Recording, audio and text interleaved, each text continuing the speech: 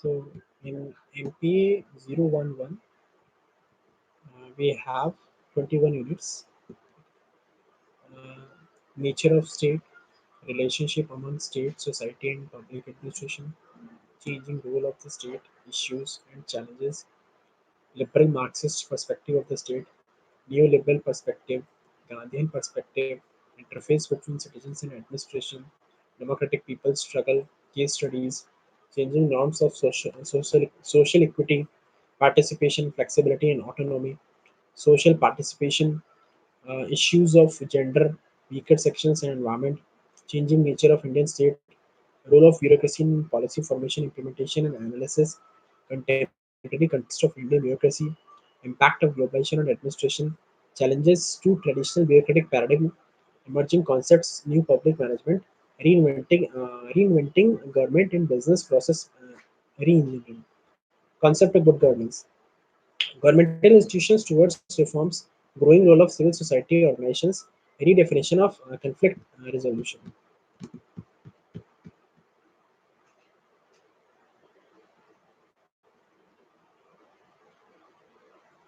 And the last one is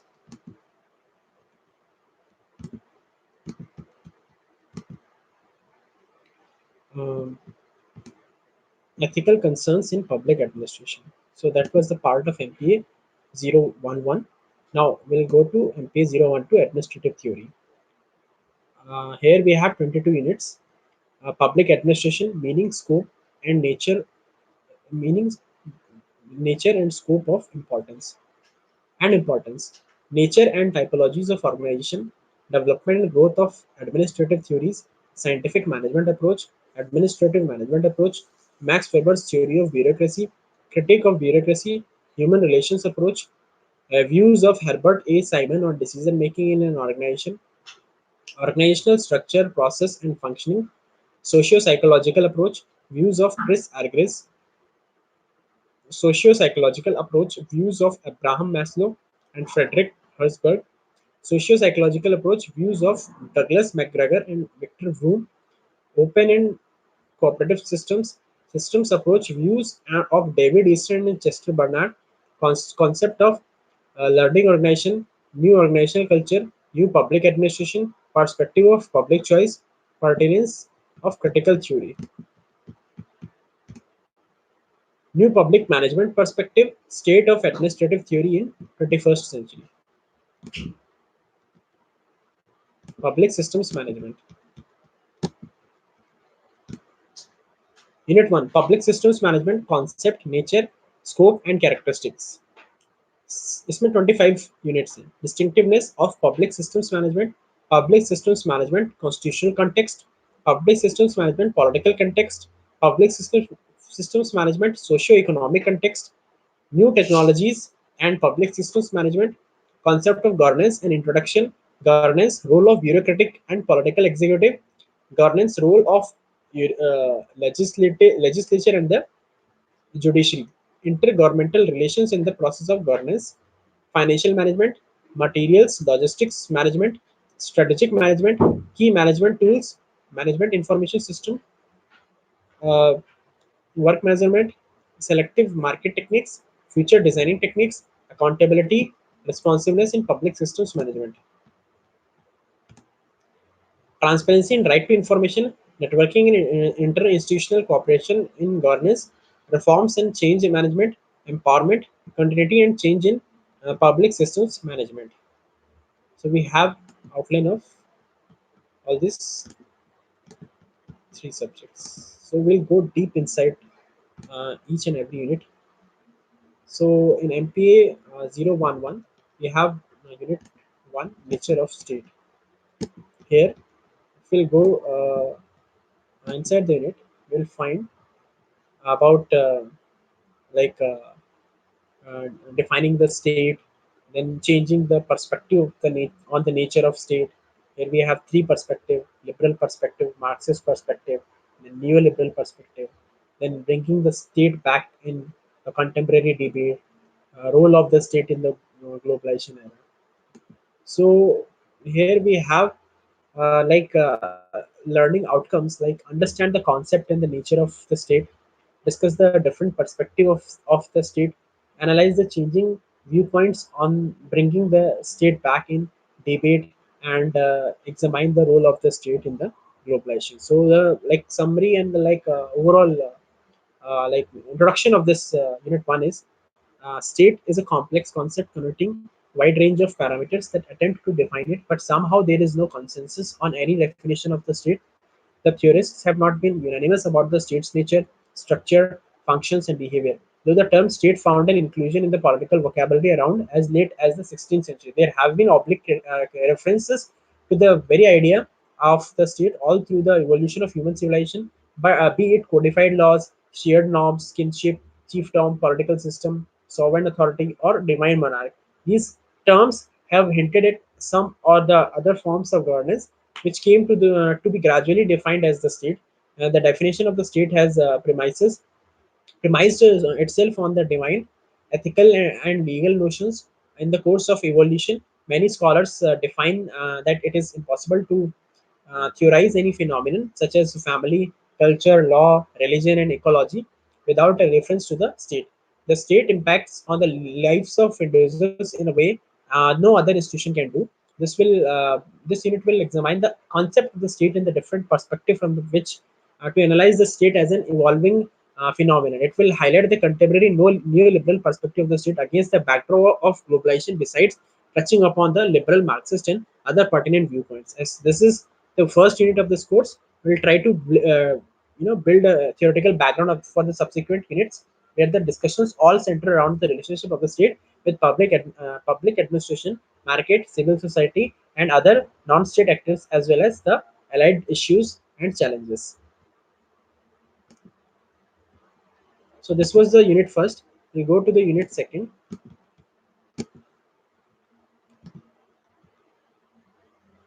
It deals with the defining the concepts public administration in society, uh, societal culture and public administration, society administration relationship, Marxist conceptualization, Max Weber's on society relationship and relationship, Rixin contributions to society, administration relationship, contemporary development. So follow the close relationship that exists between society and public administration. Understand the concept of society, state, and public administration. Discuss the interrelationship between these concepts. Bring out the views of Marx, Weber, and Rix on society and administration. Explain the recent development in the relationship among the state, society, and public administration. The society as a association of human beings has historically evolved its own rules and regulations in the interest of maintenance of social order and avoidance of conflicts and disorders. In this sense, government and society are twins. Emergence of formal government as a regular and professional arms of the state took a long time in history when in course of social evolution. State emerged as a sovereign public authority superseding and overseeing all other social formation, family, church, guilds, etc.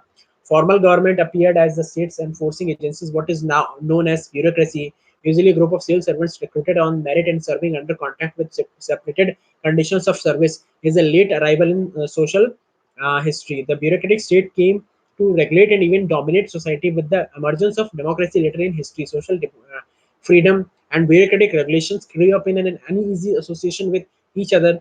There has always been an undercurrent of tension between the bureaucratic impulses of the society and the rule imposing functioning of bureaucracy as a social regulator. It is well known that the government is the action arm of the state government. In action, it is a public administration. Society affects and it is affected by what the government does or does not do. This unit will focus on the basic notions of the state, society, and administration. The purpose of is to introduce you to the basic concepts of society, state, and the public administration, and help you to understand their interrelationship, particularly the interrelationship between state, society, and administration. As the interrelationship between the state and the public administration has been discussed in the introductory unit, and as a unit 14, which will also deal with it in the detail. This unit will focus more on the relationship between the society and administration. As you study this unit, you will get to know how, in the course of social evolution, the society, state, and the public administration have evolved the struck relationship among themselves. Their interrelationship have been conceptualized by eminent social philosophers like Karl Marx, Max Weber, Fredericks, to name a few. You will be introduced to their signal contributed in this regard. Also, with the changing notions of the state society relationship in recent times, the role of public administration in social regulation is under review now. You will be able to understand this concept of studying this unit. This was the second unit. So another one, third unit. Basically, this deals with the changing nature of the state, the trajectory of change, interrogating the neoliberal state in the era of globalization. So we have appreciate the changing nature of the state, trace the trajectory of the evolution of the state, discuss the role of the neoliberal state in the backdrop of globalization, and understand the shape of the new state in the making. The study of the state has traditionally been a problem area because such studies have seldom been free from pro-established or pro-authority bias. From an epistemological angle, it means that the same as saying that state has seldom been treated as what it questionably is, a historically evolving phenomenon taking shape in response to changing times and conditions of the society. Not that history of the state formation has been totally overlooked. From the historical systems analysis of Rostow to the historical structural analysis of Andre Gunder Prank, the state has been treated from a historical perspective only cosmetically. See, Writer Mills had warned that history can neither be introduced as an interactive padding nor as an ad hoc procedure, which unfortunately is common among most scholars of the state. This historical trend of scholarship on the state has degenerated to pathetic level lately, and this trend is easily evidenced by endless descriptions of the state.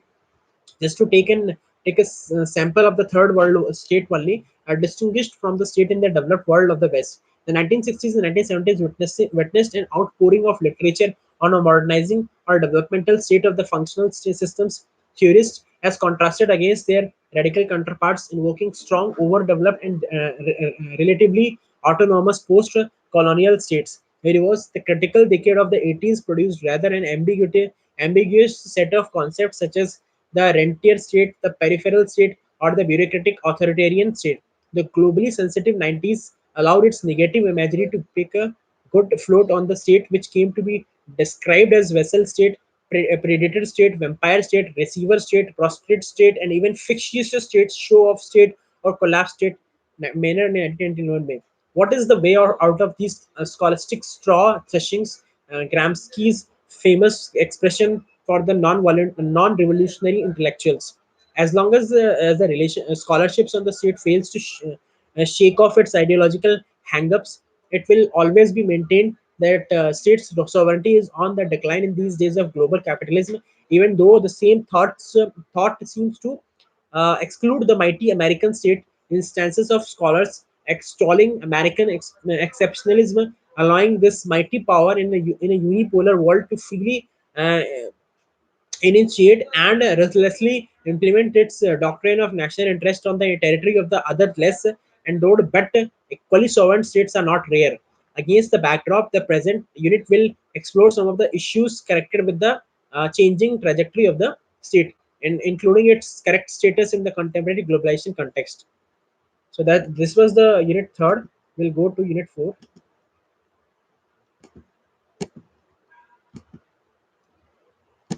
Unit four deals with the thinking about the state, the liberal perspective of the state, the Marxist perspective, new trends in Marxist and liberal thought, throw light on the liberal perspective of the state, analyze the views of Marxist scholars on the state, discuss the new trend in liberal and Marxist analysis of the state. So, in this unit, we will propose to analyze two major perspectives of political philosophy regarding the origin, nature, role, purpose, and functions of the state. So, these are the liberal and Marxist perspective, which seeks to describe the state as an institution apparatus grounded firmly in two major ideologies with same nature, that is liberalism and Marxism. The discussion on these ideologies reflects on certain principles, on certain basic questions pertaining to the relationship between the human rights and the state. What ought to be the nature of this relationship? What is ought to be the relationship between state and society or civil society? What are the functions of state? How are they to be performed? And most importantly, why do human beings need the state? The state is a highly differentiated, specialized, and complex institutional phenomenon. We have already dealt with the nature, purpose, and evolution of the state in the first unit of the purpose. This unit would delve more into the different viewpoints on the state. In modern Western political thought, the state is usually identified with an impersonal and privileged legal or constitutional order with the capability of administrating and controlling a given territory. The earliest expression of this conception could be traced to Rome in the ancient world, but it did not become a major object of concern analysis until the development of the European state system from the 19th century onwards.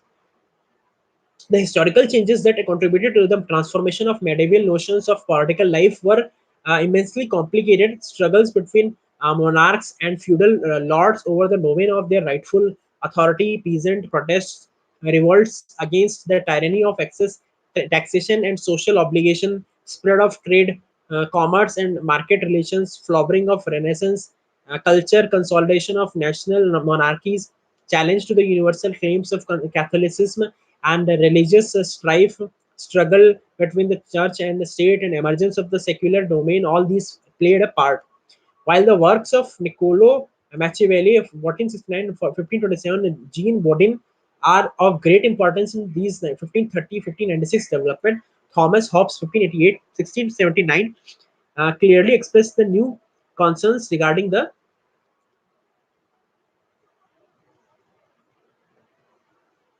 nature of state as the public power and its relationship to the ruler and the ruled. The major concerns of political analysis were what is the state, what are its origins and foundation, what is the relationship between state and society, what should this relationship be, what does and should the state do, what interest does the state represent. Some of these queries have been raised in the initial 3 units of this course. Some of them pertaining to the relationship between the state and civil society will be dealt in with later in unit 19. In modern societies, the relationship between the state as the sphere of political authority and economy in which wealth is accumulated, goods and services produced, and income distributed in is regarded as crucial to the overall pattern of relationships. The most important issues concern the extent to which resources should be allocated by people who can control them through having money, and the extent to which they should be allocated by the people who can control them through having political authority. The state is seen as the only system of relationship powerful and pervasive enough to control the dominance of commercial interests. And understanding of the state, therefore, is crucial to the grasp of 19th and 20th century political thought and practice. Even those traditions which have reacted most critically against the state, such as Marxism and anarchism, cannot but reflect on its profound significance. So much so that it can easily be said that the state is being slowly rediscovered by even those political theories who are working from Marxist perspective. As far as the liberal perspective is concerned, it is full of reflections on practices such as citizenship, family, property, and rights, usually within a broad overarching account of the state, its nature and purpose. Interestingly, despite centuries of analysis, thought, and debate, social scientists have not yet reached anywhere close to agreements, nor is it necessary because of the very nature of the subject matter on the essential nature, role, and character of the state. Nevertheless, we will in this unit discuss the contested as well as not so contested domains of the state. Then unit 5, neoliberal perspective.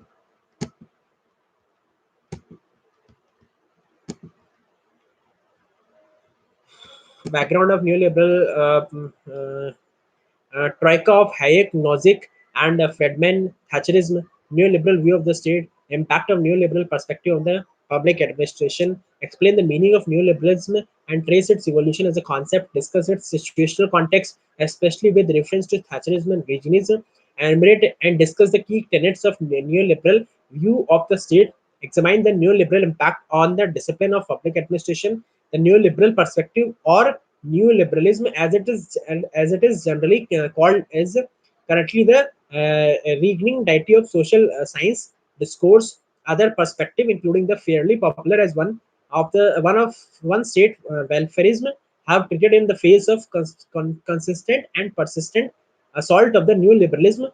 Possibly the most poignant irony of the situation is that post 1989 disintegration of the former Soviet Union, even the erstwhile communist countries, excluding Cuba and North Korea, have no qualms in singing the neoliberal tune. In this unit, therefore, you will be reading in some detail about neoliberalism and its contemporary context. It is important to mention right as at the outset that some of the concepts and themes that are currently in vogue, the new right, Conservatism, public choice theory, globalization itself are all closely related to arguably a part of the neoliberal thinking. Of course, there are subtle differences among these, which you will read about in other words of this course. In this unit, we shall touch upon them only to the extent of the ethos of the neoliberal thought becomes clearer to you. Then Gandhian perspective.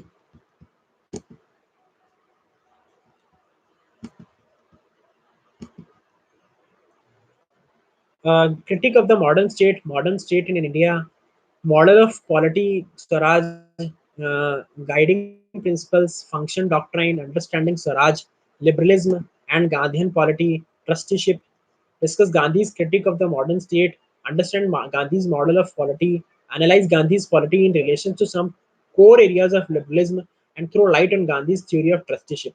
Gandhian perspective on the theory of the state questions at the theoretical plane, the very basis of the modern state. At the methodological plane, it reflects a growing dissatisfaction with the working of the state and contends its usability and suitability for India.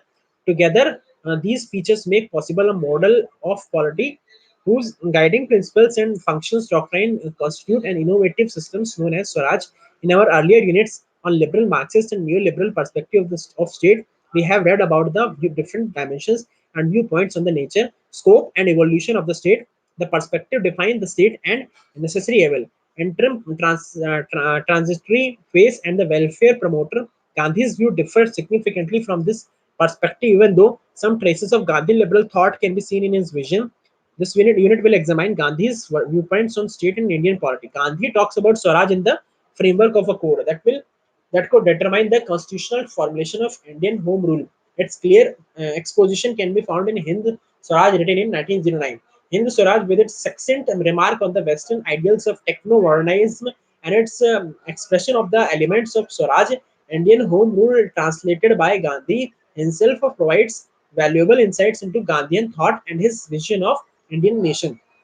There has been a marked proclivity in recent years to turn to creative writing in order to obtain insights into societal processes. It reflects growing dissatisfactions with the conventional source material and reveals an urge for a dynamic view of cognitive fields, questioning the autonomy of specific social science disciplines. Together, these trends make possible an operational innovativeness which is going to help us in our objective of outlining the Gandhian perspective on the state. Hind Swaraj is not a narrative text but a critical dialogue addressing problems of understanding and explanation. Unlike the documentary conception of a text, it is an imaginative reconstruction of lived experience, which is suggestive of some of the most significant and subtle process at work in the transformational of Indian society and polity under colonial dispensation. It is there here that among several other notions are unfolded Gandhi's perspective of true civilization and his delineation of the individual and collective conduct for attaining home rule for the Indian polity of his vision. Hind Swaraj signals the need for an alternative approach to civil society beyond modernism. This approach is as a combination of theoretical framework of Swaraj and the practical tenets of non-violence, self-contained, grassroots level society. The organizing mechanism of the society within the coordinates of Swaraj unravels a perspective of state that can be legitimately termed as Gandhian perspective. This unit discusses some of the principles concerning the theory of state in consonance with the Gandhian perspective. It also takes recourse to other Gandhian literature for empirical analytical purposes and makes use of a good deal of contested material. This unit also addresses several related issues concerning the Gandhian perspective without arguing one dominant thesis, the complex nature of the theory of trusteeship, its use as a bedrock uh, for raising the edifice of a model polity. It deals with the constructive program as a creative response to and the theoretical underpinning of Swaraj. This unit also reflects on the draft constitution of Congress as an action blueprint for setting up of a model polity of independent India. In his editorial in Harijan, 28 July 1946, Gandhi wrote that his vision of independent India might have been Euclidean yet worthy of being striven for if Euclid's point, though incapable of being drawn by human agency, has an imperishable value. My picture has its own for mankind to live. Let India live for this true picture, though never realizable in its completeness. We must have a proper picture of what we want before we can have something approaching it. Given his preference for action, there might seem initially a paradox here, but familiarly with the larger canvas of Gandhian ideology would quickly show that this theme pervades most of its writings. The maxim is his statement: we must have a proper picture of what we want before we can have something approaching it. It endangers a self-reflexive and probing programs of action based on an ideal closely approaching the proper picture. The cardinal points of Gandhian ideology cover a careful examination of the tenets of modern state, a scrutiny of their suitability for independent India, and enunciation of the guiding principles and functional doctrine of Swaraj, portrayed as a kind of model policy. Then we'll go to Unit 7.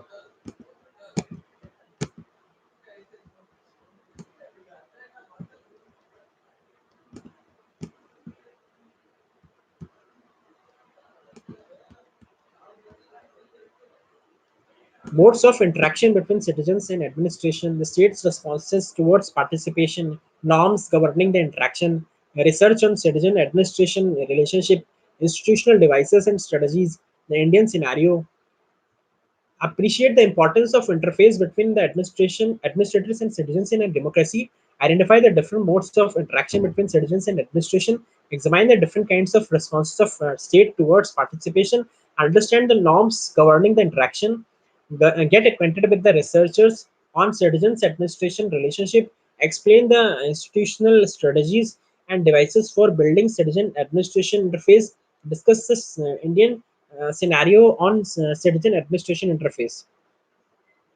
No system of governance can survive for a long time without the support of the citizens. It is evident from the history of the nations that longevity of their governments largely dependent on the cooperation and support rendered to them by their citizens. Wherever this support was missing, the nations found themselves in deep trouble that made their future uncertain. The administration citizen relationship are significant because the support and consents of the governed is a prerequisite for the sustenance of a representative government like the one in India. The traditional theories of relationship between the state and society or government and citizens in the different political systems, be it laissez-faire or democracy or military dictatorship, are now inadequate to cope with the new difficult dimensions of administration that are gradually emerging. Position of the public or citizens from being mere recipients of administrative help has now shifted to their being the prime movers in the affairs of governance, a change from local beneficiary status to active participants. Active participant status. This unit focuses on the various modes of interaction between citizens and administration. It discusses the changing norms of their interaction and institutional strategies and devices that try to build a theoretical conceptual base for the interface. The unit particularly discusses the Indian scenario in order to understand the different dimensions of the interaction between citizens and administration.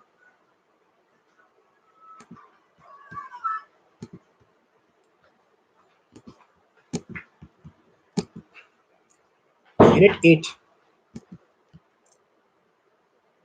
Civil society, the seedbed of people's struggle, a case study of the right to information, the Chilka movement, a case study, an initiative in local government, identification of causes of people's struggle, explain the significance of people's struggles for public administrative studies, discuss the role of civil society movements that play a significant role in giving the citizens an enforceable right to question, examine, audit, review, and assess the government decisions, identify the factors underlying the insensitivity of the government agencies towards the marginalized and poor sections of the society, which many a time give rise to the people's struggle. The Constitution of India envisages a just and egalitarian socio-economic, political, and cultural environment for the people of the country. The ideals of economic equity, social justice, gender sensitivity, citizen participation, autonomy, and flexibility have been the highlights of all our development programs. Yet problems such as poverty, malnutrition, lopsided agricultural development, under unemployment, rural urban migration have been addressed to a satisfactory extent. The maladies of social and economic deprivation have a tendency to manifest themselves in the people's movement for equality and justice. These could be within the parameters laid down by the Constitution or could even take extra constitutional reforms such as secessionist movements for a separate state or Nexalite movement for social justice and autonomy.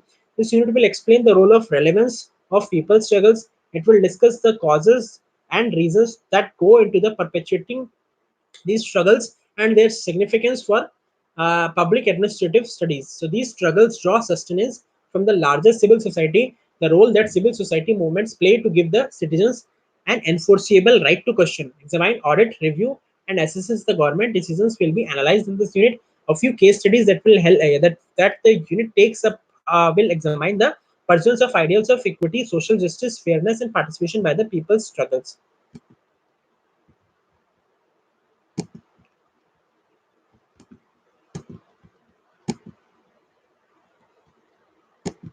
Then Unit 9 deals with the concept of social equity, emergence of social equity in public administrative studies, changing norm of participation, norms of autonomy and flexibility, the Indian context, appreciate the contemporary people-centric and increasingly socially inclusive public administrative discourse, understand the concept of social equity, locate the emergence of social equity concern in the study of public administration, analyze the changing norms of participation, and bringing out the meaning and relevance of the norms of autonomy and flexibility. Introduction with the advancements of public administration over the time, the norms of social equity, participation, flexibility, and autonomy have been changing. The issues related with recognition and accommodation of diverse ethnicity, religions, languages, and values have become inescapable features of the landscape of a socio-political arena and the governance agenda in the 20th century. More often than not, public policy, depending on the character of the governing regime, have tended to underplay and even suppress these norms. In general, also, these norms have, in many instances, been neglected in public management through everyday inclusion, exclusion, as well as economic, social, and political discrimination. These norms are closely related to social as well as administrative development and have, as a result, witnessed a sort of paradigmatic shift in terms of their use and importance. Currently, the accent on globalization that has turned the whole world into a global village and the new activist role of civil society that has been envisaged by the governance social of public administration have lent a new complexion and relevance to these terms. This unit will discuss the meaning and nature of these terms and throw light on their changing relevance in the context of recent transformation in the contents and methodologies of people-centric and governance-focused public administrative societies.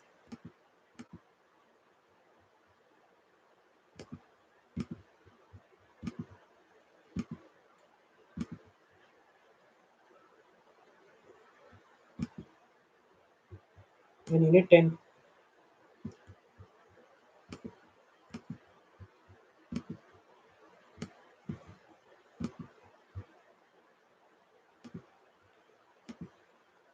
concept of social participation, gender issues, the general parameters, engendering public administration and development, applied aspects of social justice, environment and citizens' concerns, understand the concept of social participation, identify the general parameters of gender issues, discuss the approaches toward empowering women, and examine the different ways of promoting women's control over their environment as well as ensuring right and the right to political participation. The issues of gender weaker sections and environment are at the top of agenda of the social scientists today. These issues have in fact become potential dangers for a healthy society. Mohit Bhattacharya 2001 observes that gender and environment are two narratives that are slowly finding place in the discourse and practice of public administration. Environment related activities are now getting associated with the people at the grassroots level. There's a need to involve local people in resource management. As far as the gender dimension is concerned, there is a worldwide movement to reshape organization by bringing in more and more women in them. Reasons for this kind of change could be many. Scholars and practitioners feel that the globalization scenario and influx of information technology are responsible for a renewed and timely focus on the much neglected issues of gender, weaker sections, and environment. This unit makes an attempt to highlight some of these the problems attached with these issues, demand urgent solutions, social participation, is of course one of the strongest measures to cope with these socio-economic and political issues. We will discuss these aspects at length in this unit. Unit 11.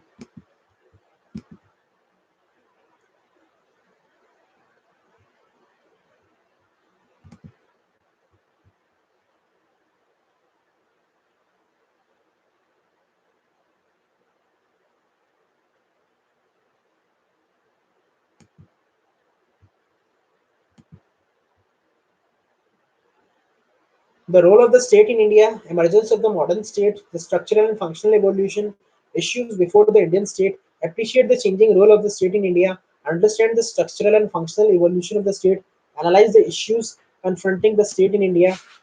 We have all read about the nature, scope, perspective, and evolution of the state in our previous units. The discussions have basically been in theoretical terms. In this unit, we propose to study the role of the state in the Indian context. You will appreciate that the issues involved in the kind of discussion are pretty complex. One has to take into account the special nature of state-society relationship in a developing state like India. Besides, there are other issues, and as the evolution of the idea of Indian state has evolved during the national movement, the constitutional mandate for it, the goals as set out by the constitution makers, and the working of Indian state as reflected in its experiments with federalism, coalition, government, bureaucracy and development, administration, judiciary, judicial activism. All these issues needs to be discussed and analyzed. In the process, the problems of democratic participation, socio-political mobilization, and the crisis of governability needs to be probed and some future direction explored.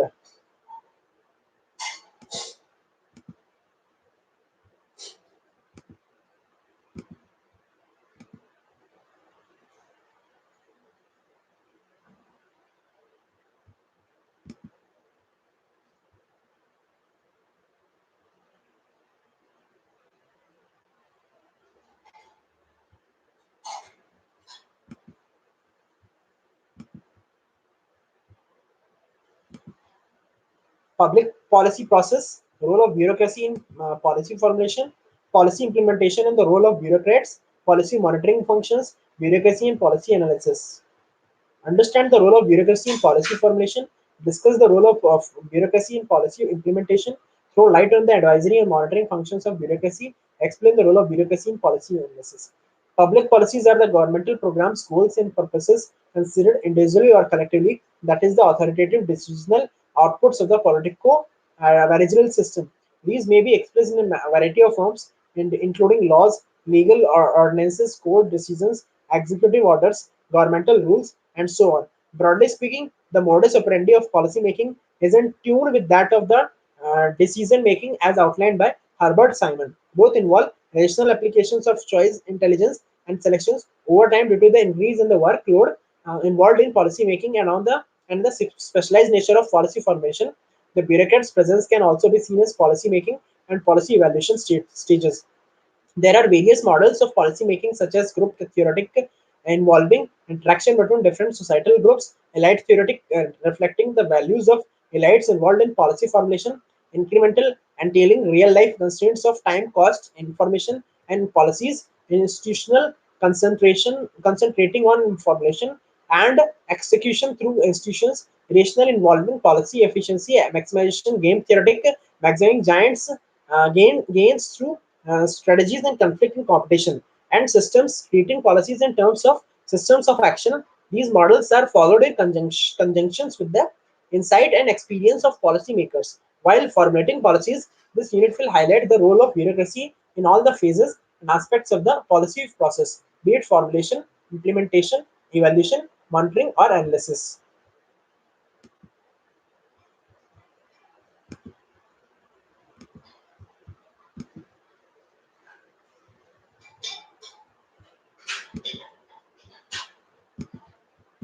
Characteristics of bureaucracy, challenges to Weber's concept of bureaucracy, role of bureaucracy in India, Indian context of bureaucracy towards bureaucratic reforms, highlight the different characteristics of Weberian bureaucracy, discuss the challenges to the Weber's concept of bureaucracy, examine the Indian context of bureaucracy, and analyze the need for reforming bureaucracy in contemporary scenario.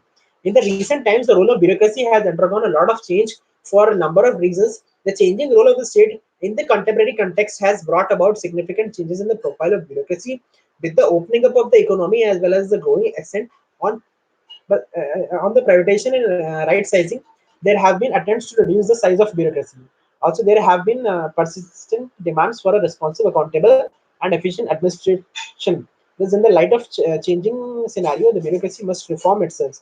There are many perspectives in bureaucracy, but none provides an alternative to the traditional bureaucratic paradigm.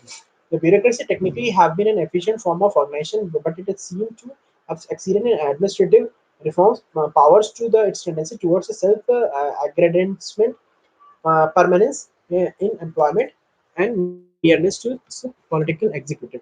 The administration, which comprises the permanent and political executive, have taken up wider responsibilities with the emergence of the welfare state and the interests of the citizens, and are now being accorded priority. The self-seeking bureaucrat is being replaced by the utility maximizer and traditional Weberian concepts of hierarchy and rule-bound bureaucracy has come in for intense criticism from all sides. This unit discusses the characteristics of the typical bureaucratic organization.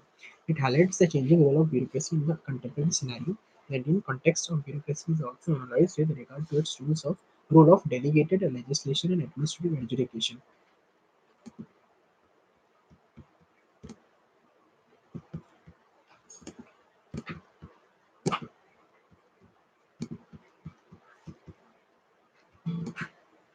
Concept of globalization, impact of globalization on public administration, changing role of the state, responsiveness of state institutions, management orientation in public administration, state market cooperation, civil society as supplementary democratic model, impact of globalization in developing countries, concern of global justice and accountability. Explain the concept of globalization, analyze the impact of globalization on public administration, highlight the emerging challenges of public administration in the globalization era, examine the reshaping of globalization in the context of growing concern for global justice and accountability. Globalization, the buzzword in present time, stands for global spread of goods, services, technology, ideas, process.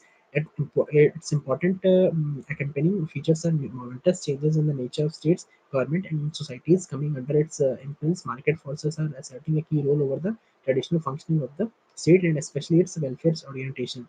As the states are de facto getting economically, financially, and culturally and integrated with the public administration systems as the central regulating mechanism for country has been facing a novel situation when it has to interact with the network of supra national organization and shed its traditional insulatory to steer the state as one of the many members of intensely interactive group in the Senate. We will try to explain the concepts of population and examine its impacts on the public administration generally and on the developing countries, particularly the structural adjustments taking place globally are posing new challenges for public administration in several ways. These will be highlighted in units. In the present context, changing notions about globalization and increasing concerns about how to reshape it have become prominent. This unit will cover some of these issues with special reference to the questions of global justice and accountability in international situation that does not present a level playing field for the most of the weaker states.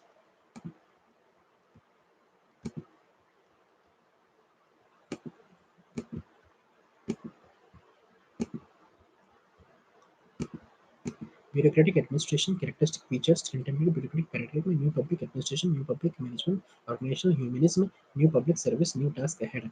Understand the characteristics of traditional bureaucracy, discuss the features of contemporary bureaucratic paradigm, explain the challenges and new tasks for bureaucracy based on approaches of new public administration, new public management, and new public service. State society administration have assumed new roles and responsibilities in the wake of changes induced by the process of globalization, liberalization, privatization. State has changed from an administrative state to a cybernetic state. The government today have to work under great pressures emanating from the global reforms has also under pressures from within their countries. The reforms and the pressures call for a new role for the state and bureaucracy. They are no longer the single and direct provider of goods and services. They are now required to be the facilitator and regulator, multi-stakeholders, citizen communities, community-based organizations, non-profit organizations, private agencies, corporate bodies are all involved in public service delivery. The role of administration today is to foster public dialogue, collaboration, partnership, decentralization, and citizens' involvement in day-to-day governance.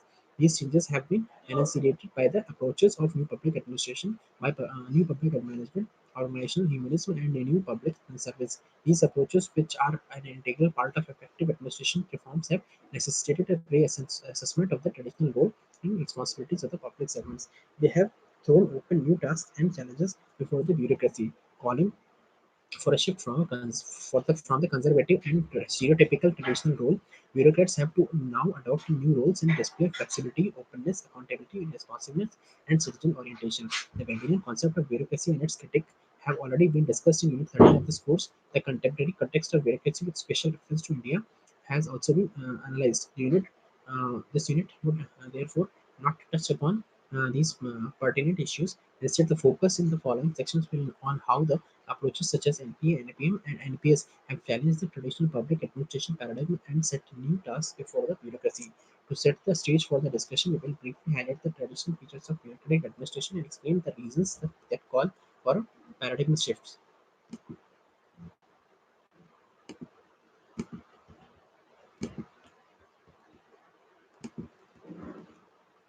16. Theoretical foundation of new public management, internationalization of public governance, state and markets, a new relationship for business process engineering, assessment, business process engineering. Appreciate the theoretical foundations of new public management, throw light on the internationalization of public governance, examine the relationship between the state and the market, analyze the concept of business process engineering. New public management is the new thrust of administrative reform sweeping through the world. The term has been in use in recent times to describe a management culture that emphasizes the centrality of the citizen or customer as well as accountability for results. Its other important dimensions relates to structural or organizational choices that promote decentralized control through a wide variety of alternative service delivery mechanisms, including quasi markets with the public and private service providers competing for resources from policymakers and donors. um, it is wrong to assume that NPM claims that government should stop performing certain tasks. The central spirit of NPM is about getting things done better. Market has emerged as the central determining entity for solving most jurisdictional problem emerging due to the rise of multi-actor domains in public service delivery. NPM has also become an ideological tool to balance devolution and globalization on the one hand and government and wider society on the other. The straight-jacketed administration people's relationship is now broad-based and multifaceted interlinking of several spheres of authority. Looking after collective interests, NPM has transformed the former public administration to the later as governance. John Pierre B. Guy Peters 2003 referred to governance as the changing role of the government in society and its changing capacity to pursue collective interests under severe external and internal constraints. NPM is assumed to be a tool for good governance in the present times. This unit will give us a broad outline of the theoretical underpinning of NPM and will throw light on the internationalization of public governance. It will also make an attempt to bring out about the relationship between the state and the market in the light of concept of business process engineering.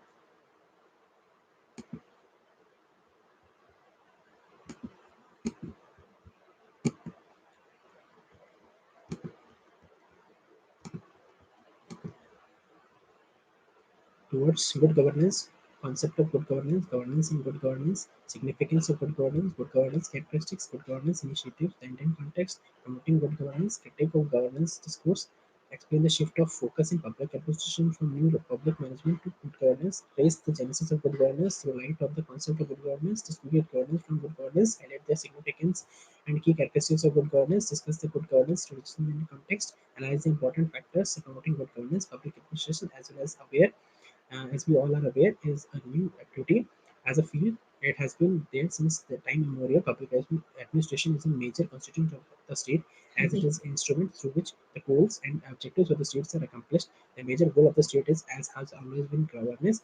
And now the question that arises is, since governance has always been crucial to the state's performance, why has it suddenly assumed a prominence place in the recent times? Its governance, the activity of the government. Uh, if we assume that it is, then how it is different from the traditional public administration as we discussed in units 1, 2, and 3 of this course. The role of the state has been undergoing many changes in the terms of the structure, functioning, process, goals, and orientation.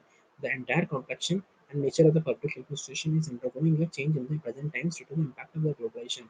The process of globalization, accompanied by removal of trade barriers, large scale entry of multinational enterprise and drastic developments in information technology is affecting the different domains of our system, be it social, economic, political, or technological. The area of public administration is also not unaffected by this impact. The impact of globalization globalization is also leading to new managerial orientation in administration. Along with the developing countries, including India, have introduced managerial reforms in the form of disinvestment, corporatization, outsourcing of certain activities, reduction of subsidies, shrinking of the government spheres of activities, which is gradually concerning on core area activities. As you are aware, traditionally the practice of public administration has been dominated by the government, playing a key role in the provisions of goods and services. The instrument of bureaucracy has always occupied a predominant place in administration. Slowly, the inadequacies in the governmental operations have started focusing attentions on looking for alternative modes of service delivery. As a result, the publicness, which is restricted to public administration, is getting sidelined due to the impact of market, a single mode of operations in goods and services to the acceptance is giving way to a larger collaboration between government, market, and civil society.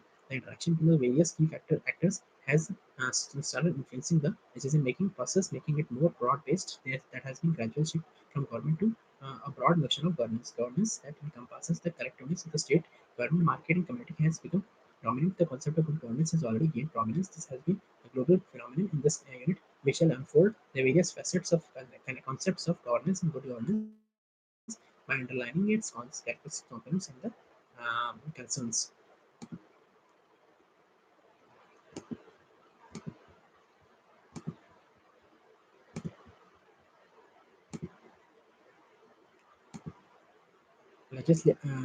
Legislative reforms, reforming the political, executive, judicial system towards reforms, relationship among the legislature, executive, and judiciary. Examine the case for reforming the legislature, political, executive, and judiciary. Discuss the various reform measures suggested by the different committees and commissions to bring about changes in these governmental institutions. We are in India have adopted the parliamentary system of government. In this system, the parliament is the supreme body as it is vested with the governmental authority of the country. It consists of two houses, namely Lok Sabha and Rajya Sabha. The Lok Sabha is a lower house consisting of the elected representatives of the people. Rajya Sabha is the upper house, also known as the house representative from the states. The Lok Sabha is more powerful as it enjoys financial powers. The members of the various political parties who win the elections are the members of the parliament. The political party which gets the majority in the parliament forms the government, that is the political executive, and stays in power till it enjoys the confidence of the parliament. The executive has to place all the bills up before the parliament of for its approval. Bills can be placed in either house, but the financial or money bills can be presented only in the Lok Sabha. Bills become laws after being passed by both houses in the parliament and after getting the president assents. In the parliamentary system, the political executive is made up of the council of ministers, with the cabinet forming the top rung. Then there are state ministers and deputy ministers. The cabinet is headed by the prime minister. There is a prime minister's office and also cabinet secretary to aid and assist the prime minister and cabinet secretary. There is a permanent executive or the civil servants as well, which plays an important role in the policy making. It assists the political executive with necessary information, expertise, and provides details to the political executive of the formation, the evaluation of the policies, delegated legislations and ordinances, etc. We have discussed the role of the permanent executives or the bureaucracy in Unit 12 of this course. Over here, we will only highlight the need for the reforming the political executive. There is also the judiciary, which is guardian of the justice and law. It protects the fundamental rights of the citizens. The Supreme Court is the apex court in the country's performing significant role of balancing the relation between the union and the states. It has the power of judicial review by which it can review the validity of the laws enacted by the parliament. It is the interpreter of the constitution, and any policy that violates the spirit of the constitution is declared null and void by it can also issue directions and orders to the executive and legislatures on matters of public interest. Besides Supreme Court, there are high courts in the states and districts and session courts at the local level.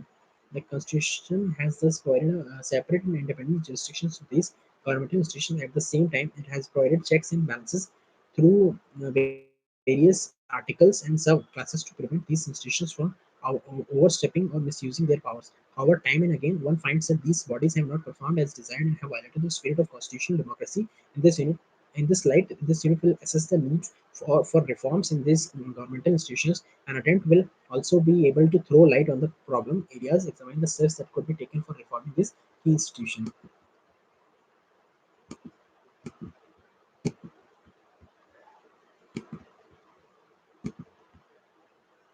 19. Evolution of civil society relationship among the state, market, and civil society. Context of civil society, relevance of civil society for governance and development, challenges before the civil society, futuristic perspective. Understand the concept of civil society through light on the relationship among the state and market and civil society, analyze the contemporary context of civil society, appreciate the role of civil society organization in the globalization context of governance and development, discuss the various challenges before the civil society, and examine the changing role of the civil society. The role of civil society in its many forms has assumed significance in recent times. Under the neoliberal doctrine of downside state and the World Bank touted governance concepts, the present globalization discourse has also tended to reinforce the role of civil society in the management of many socio-economic areas that hitherto belong to the state.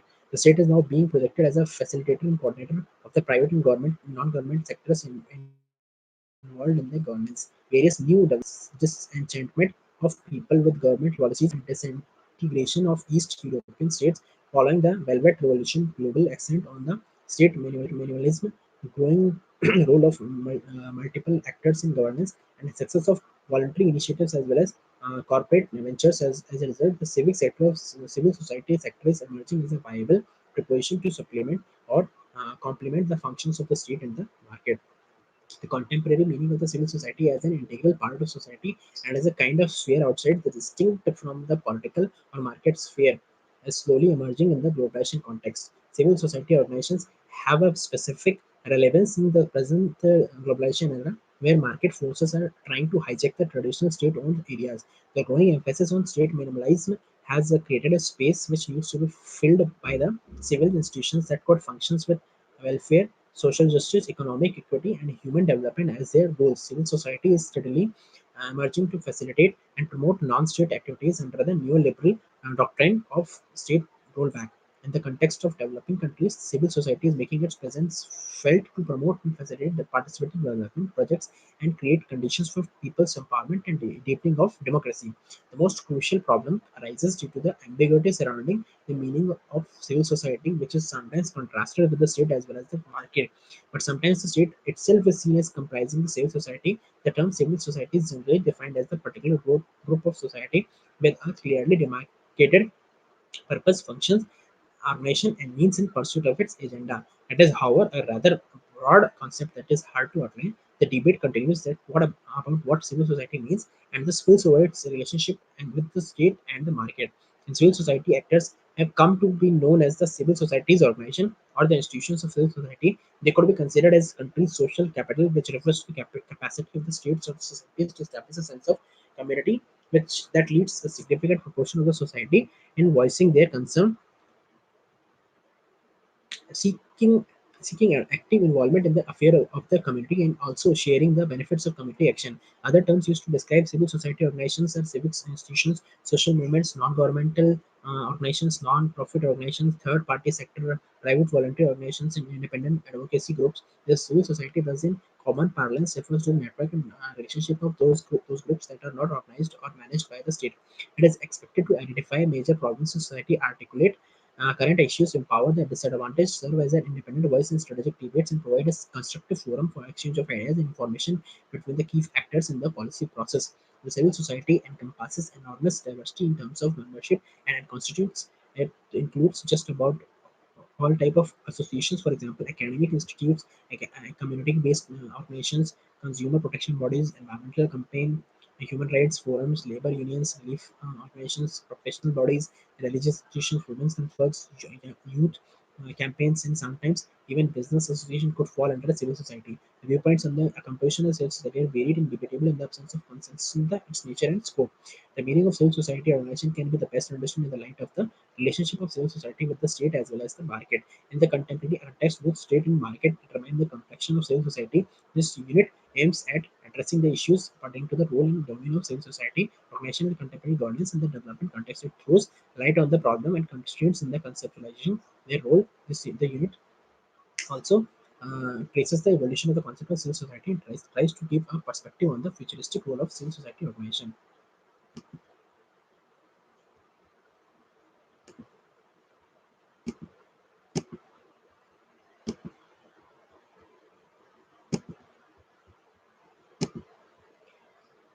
20. Changing nature of conflict, conflict resolution at the micro level, conflict resolution at infra-organizational level, inter-organizational conflict resolution, conflict management at macro level.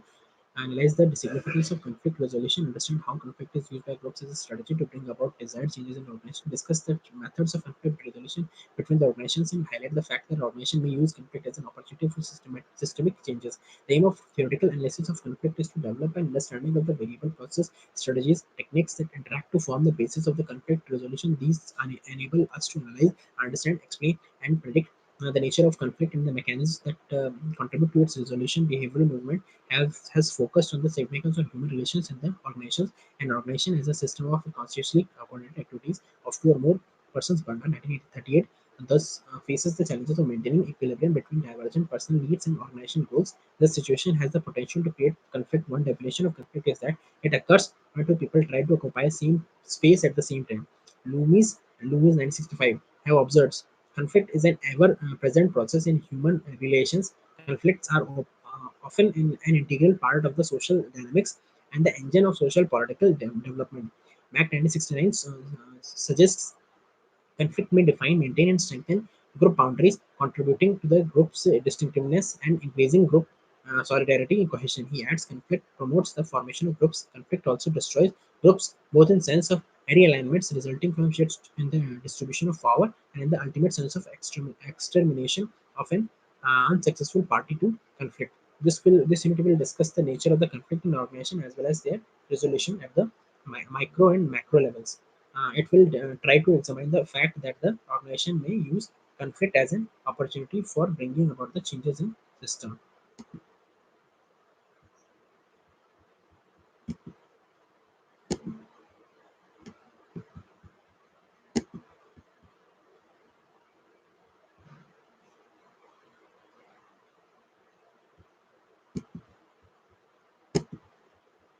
Unit 21 Ethics, Meaning and Relevance, Evolution, Ethical Concerns in Administration, Context of Ethics and its Significance of Public Administration, Issue of Ethics, Foci and Concerns, Pertinence of a Code of Administrative Ethics, Nature of Work Ethics towards New Dimensions of Ethics, Obstacles to Ethical Accountability, Future Perspective, Discuss the meaning of the terms ethics, bring about the evolution and context of ethics and relate to its public administration, throw a light on the foci and concerns pertaining to the issue of ethics, understand the nature of work ethics and necessity to evolve a code of ethics and analyze the obstacles to ethical accountability. Ethics is a difficult term to define. The meaning, scope, and nature and scope of ethics have expanded in the course of time. Ethics is integral to public administration. In public administration, ethics focuses on how the public administration question and reflect in order to able to act responsibly. We cannot simply bifurcate the two by saying the ethics deals with the moral and values, while public administration is about actions and decisions, administration, accountability, and ethics is a difficult task. The levels of ethics in governance are dependent on the social, economic, political, cultural, legal, judicial, historical context of the country. These specific factors influence ethics in public administrative systems. Unit will discuss the meaning, evolution, foci, concerns of ethics. It will bring about the different dimensions of ethics and their relevance of the public administration, the significance of ethical codes for administrators will be analyzed, and the nature of the work ethics will be discussed. The unit will also examine the obstacles to ethical accountability.